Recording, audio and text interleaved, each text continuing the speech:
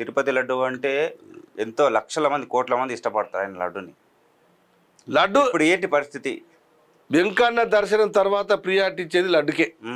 నేనేమన్నా శ్రీవారే లడ్డు, లడ్డే శ్రీవారు.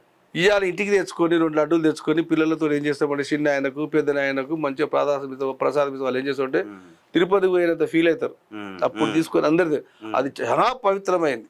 అది మన హిందూ సాంప్రదాయం. మన దేవుడి గుడికి వెళ్ళామంటే ఏంటండి తిరుపతి ప్రసాదం 10 మందికి పంచుతాం. 2000 రూపాయలు ఖర్చు పెట్టుకొని తిరుపతి వస్తే నా కొడకల్లారా మీరు లడ్డు చేయకపోతే ఎందుకు రా నా కొడకల్లారా ముఖ్యమంత్రులారా మీరు అడిగేటోడు లేడు అవడన్నా. ఏం తమాషా అవుతుందా బిడ్డ? ఏంది మీ తమాషా? దేవుని దగ్గర కూడా దోసుకుంటారా? దేవుడి దగ్గర కూడా నాసిరా. ఇవాళ ఒక్కొక్క బాపనాయన దగ్గర వెళ్తే అంటే డాలర్లు వెళ్తున్నాయి, బంగారు నాణాలు వెళ్తున్నాయి, లెక్క లేదు, పత్రం లేదు. అరే ఎంత దేవుడు మంచోడే, ఎంకన్నా మంచోడే. అక్కడ ఉన్న పూజారులు దోసుకుంటారు. 3,000 రూపాయల బాటల్లో తాగుతారు. ఒక పంతులు ఎందుకు తాగుతావురా నాయన అంటే చలికాలంలో మాకు ఉండే కాబట్టి 3,000 రూపాయలు బాటలు పెట్టి తాగుతామంటారు.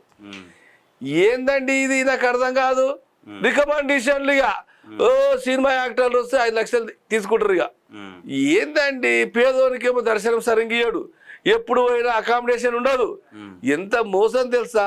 ఎంకన్నా మాత్రము ఎంతో మంది మనం ప్రేమిస్తున్నాం కానీ కొన్ని వేల మంది దోసుకుంటారు, దాచుకుంటారు. ఇది చాలా అన్యాయం. ఆ ఎంకన్నా చూడాలి. క్యూ న్యూస్ ఛానల్లో పనిచేయటకు అనుభవం గల సీనియర్ వీడియో ఎడిటర్స్ కావాలను సంప్రదించవలసిన నెంబర్ 8688926084.